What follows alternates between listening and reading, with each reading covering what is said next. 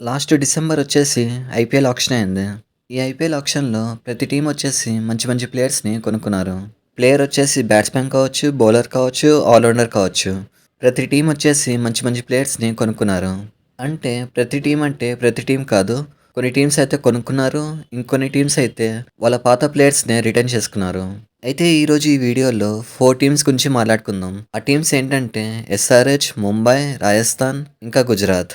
ఈ 4 టీమ్స్‌లో ఉండే ప్లేయర్స్ గురించి మాట్లాడుకుందాం. అయితే మీరనొచ్చు, సీఎస్‌కే ఇంకా ఆర్‌సీబీ ఈ 2 టీమ్స్ గురించి మాట్లాడవా అని.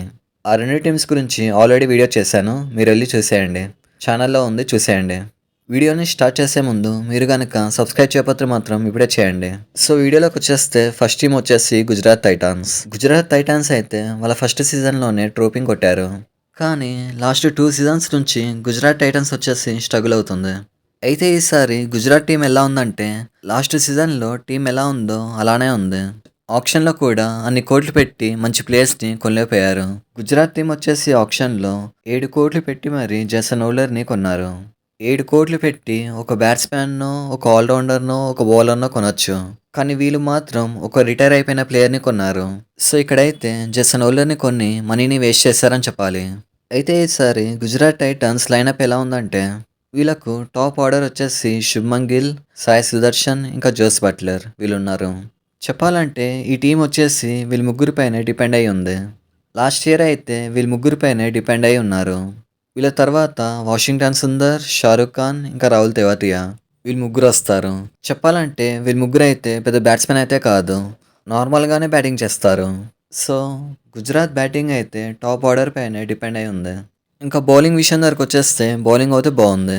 గుజరాత్ టీంలో ఫాస్ట్ బౌలింగ్ వచ్చేసి మొహమ్మద్ సిరాజ్, కాగిసో రబాడా ఇంకా ప్రసిద్ధ్ కృష్ణ. స్పిన్నర్స్ వచ్చేసి రషీద్ ఖాన్ ఇంకా సాయి కిషోర్. ఇలా వీళ్ళ టీం బౌలింగ్ అయితే చాలా బాగుంది. గుజరాత్ టీంలో బ్యాటింగ్ కంటే బౌలింగే చాలా బాగుందని చెప్పాలి.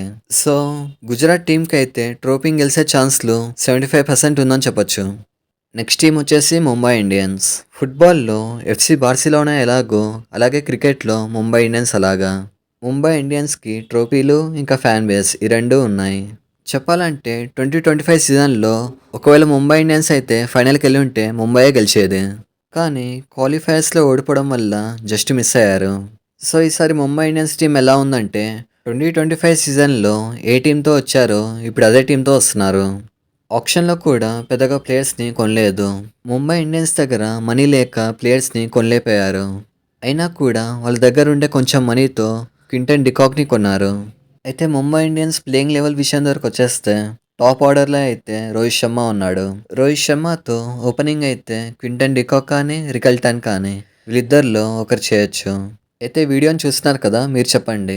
క్వింటన్ డికాకా, రికల్టనా వీళ్ళిద్దరిలో ఎవరు ఓపెనింగ్ చేస్తే బాగుంటుంది? వీళ్ళ తర్వాత వికెట్ పడితే మాత్రం విల్ జాక్స్, సూర్యకుమార్ యాదవ్ ఇంకా తిలక్ వర్మ వీళ్ళున్నారు. సూర్యకుమార్ యాదవ్ అయితే ప్రెజెంట్ అయితే అవుట్ ఆఫ్ ఫామ్ ఉన్నాడు. చూద్దాం మళ్ళీ తన ఫామ్ని తెచ్చుకుంటాడో లేదో. వీళ్ళ తర్వాత హార్దిక్ పాండ్యా ఇంకా నమందీర్ ఇలాంటి మంచి హిట్టర్స్ ఉన్నారు. ఇంకా బౌలింగ్ విషయం వరకు వచ్చేస్తే బౌలింగ్ అయితే బాగుంది. జస్ప్రీత్ బుమ్రా, ట్రెంట్ బోల్ట్ ఇంకా చహర్ వీళ్ళు ముగ్గురు ఉన్నారు. స్పిన్ బౌలింగ్లో అయితే మిచెల్ శాంట్నర్ ఉన్నాడు. సో ఈసారి ముంబై ఇండియన్స్ టీం అయితే మాత్రం బ్యాటింగ్ కావచ్చు, బౌలింగ్ కావచ్చు, ఆల్రౌండర్ కావచ్చు ఈ 3 విషయాల్లోనూ చాలా స్ట్రాంగ్గా ఉంది. సో ముంబై ఇండియన్స్ టీంకి అయితే ట్రోఫీ గెలిచే ఛాన్స్లు 100% ఉంది. నెక్స్ట్ టీం వచ్చేసి రాజస్థాన్ రాయల్స్. అదేంటో తెలియదు కానీ రాజస్థాన్ రాయల్స్ వచ్చేసి ఫస్ట్ హాఫ్లో చాలా బాగా ఆడుతుంది. కానీ సెకండ్ హాఫ్లో మాత్రం చాలా అంటే చాలా చండాలంగా ఆడుతుంది.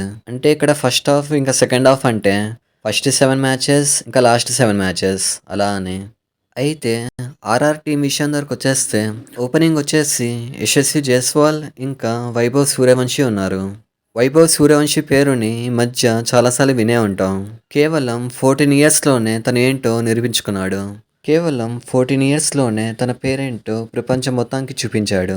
ఇంకా రియాన్ పరాగ్ కానీ, జురెల్ కానీ ఇలాంటి మంచి ప్లేయర్స్ ఉన్నారు. అయితే చాలామందికి ఒక విషయం తెలిసిందే. రాజస్థాన్ రాయల్స్ ఇంకా చెన్నై సూపర్ కింగ్స్ ఈ 2 టీంలు వచ్చేసి ట్రేడింగ్ చేసుకునే విషయం తెలిసిందే. అంటే చెన్నై టీం వచ్చేసి జడేజాని ఇంకా శామ్ కరాన్ ఇచ్చారు. అలాగే రాజస్థాన్ టీం వచ్చేసి సంజు శాంసన్ ఇచ్చారు. సో అలా ట్రేడింగ్ అవ్వడం వల్ల రాజస్థాన్ టీం అయితే ఇంకా స్ట్రాంగ్ అయింది. ఇక్కడ సంజు శాంసన్‌ని రాజస్థాన్ టీమ్ అయితే చాలా అంటే చాలా మిస్ అవుతారు. అలాగే రాజస్థాన్ టీమ్‌లో హెట్మేయర్ లాంటి ఒక మంచి హిట్టర్ ఉన్నాడు. ఇంకా బౌలింగ్ విషయం వరకొచ్చేస్తే బౌలింగ్ అయితే నార్మల్‌గా ఉందని చెప్పాలి. వీళ్ళ ఫాస్ట్ బౌలర్స్ వచ్చేసి జోఫ్రా ఆర్చర్, సందీప్ శర్మ, తుషార్ దేశ్పాండే. ఇంకా స్పిన్నర్స్ అయితే రవి బిష్ణోయ్ ఉన్నాడు. సో ఇక్కడైతే రాజస్థాన్ టీమ్ వచ్చేసి గుజరాత్ టీమ్ ఎలా ఉందో అలానే ఉందని చెప్పాలి. సో రాజస్థాన్ టీమ్‌కైతే ట్రోఫీ గెలిచే ఛాన్స్‌లు 75% ఉందని చెప్పొచ్చు. ఇంకా లాస్ట్ టీమ్ వచ్చేసి Sunrisers Hyderabad. Last but not least SRH. అసలుకెంతైనా ఐపీఎల్‌లో ఎంటర్‌టైన్‌మెంట్ ఇచ్చే టీమ్ అంటే ఎస్ఆర్‌హెచ్ మాత్రమే. ఎస్ఆర్‌హెచ్ టీమ్ అయితే గత కొన్ని సంవత్సరాల నుంచి కప్ అనేది కొట్టలేకపోతుంది. కానీ ఎంటర్‌టైన్‌మెంట్ అనేది మాత్రం పక్కా ఇస్తుంది. ఐపీఎల్‌లో ఒక టీమ్ వచ్చేసి 200 కొట్టడానికే ఇబ్బంది పడుతున్నారు. అలాంటిది ఎస్ఆర్‌హెచ్ టీమ్ వచ్చేసి 270, 280 ఇలాంటి స్కోర్స్‌ని చాలా ఈజీగా కొట్టేస్తుంది. నాకు తెలిసినంత వరకు 300 స్కోర్‌ని ఏదైనా టీమ్ కొడుతుందంటే అది ఎస్ఆర్‌హెచ్ మాత్రమే. అయితే ఈసారి ఎస్ఆర్‌హెచ్ టీమ్ విషయం వరకొచ్చేస్తే ఎస్ఆర్‌హెచ్ టీమ్ బ్యాటింగ్ అయితే ఎలాంటి లోటు లేదు. ఎస్ఆర్‌హెచ్ బ్యాటింగ్ లైనప్ అయితే ఒక రేంజ్‌లో ఉంది. ఓపెనింగ్ వచ్చేసి అభిషేక్ శర్మ ఇంకా ట్రావిస్ హెడ్ ఉన్నారు. అభిషేక్ శర్మ అయితే గత 2 సంవత్సరాల నుంచి మంచి ఫామ్‌లో ఉన్నాడు. అది ఇంటర్నేషనల్ కావచ్చు, ఐపీఎల్ కావచ్చు. ప్రతి టోర్నమెంట్‌లోనూ చాలా బాగా ఆడుతున్నాడు. తర్వాత ఇషాన్ కిషాన్ వస్తాడు. ఇషాన్ కిషాన్ కూడా మంచి ఫామ్‌లోకొచ్చాడు. రీసెంట్‌గానే ఇండియన్ వరల్డ్ కప్ టీమ్‌కి సెలెక్ట్ అయ్యాడు. ఇంకా మిడిల్ ఆర్డర్ విషయం వరకొచ్చేస్తే ఎన్‌రిచ్ క్లాసెన్, నితీష్ కుమార్ రెడ్డి ఇంకా అనికేత్ వర్మ ఉన్నారు. ఎన్‌రిచ్ క్లాసెన్ గురించి మనకి ఇంట్రొడక్షన్ అవసరం లేదు. అందరూ క్లాసెన్‌ని కతేరమ్మ కొడుకంటారు. సో, ఇక్కడ ఎస్ఆర్‌హెచ్ బ్యాటింగ్‌కి అయితే ఎలాంటి లోటు లేదు. కానీ బౌలింగ్ విషయం వరకొచ్చేస్తే బౌలింగ్ అయితే సరిగ్గా లేదు. బౌలర్స్‌లో ప్యాట్ కమిన్స్ ఇంకా హర్షల్ పటేల్ వీళ్ళిద్దరు మాత్రమే బాగా వేయగలుగుతారు. ఐపీఎల్ ఆక్షన్‌లో అయితే ఎస్ఆర్‌హెచ్ టీమ్ వచ్చేసి మనీని వేస్ట్ చేసింది. 13 కోట్లు పెట్టి మరి లివింగ్‌స్టోన్‌ని కొన్నారు. లివింగ్‌స్టోన్ వచ్చేసి బ్యాటింగ్ ఎక్కువ, బౌలింగ్ తక్కువ అన్నట్టు ఆడతాడు. లివింగ్‌స్టోన్ ప్లేస్‌లో ఒక మంచి బౌలర్‌ని కొనుక్కున్నా అయిపోయేది. సో ఎస్ఆర్‌హెచ్ టీమ్ అయితే ఐపీఎల్ ఆక్షన్‌లో మంచి ప్లేయర్స్‌ని కొనలేకపోయింది. ఇప్పుడున్న బౌలర్స్తోనే ఎలాగో అలా మంచి పర్ఫార్మెన్స్‌ని ఇవ్వాలి. సో ఇక్కడ ఎస్ఆర్‌హెచ్ టీమ్ వచ్చేసి బౌలింగ్‌ని ఇంప్రూవ్ చేసుకుంటే ట్రోఫీని గెలవచ్చు. సో ఇది మ్యాటర్. ఎస్ఆర్‌హెచ్ టీమ్‌లో మీకిష్టమైన ప్లేయర్‌ని కామెంట్ చేయండి. అలాగే ఐపీఎల్ హిస్టరీలో మీకిష్టమైన టీమ్‌ని కామెంట్ చేయండి. ఇలాంటి మరిన్ని వీడియోస్ కోసం లైక్ చేయండి, షేర్ చేయండి, సబ్స్క్రైబ్ చేయండి. Thank you.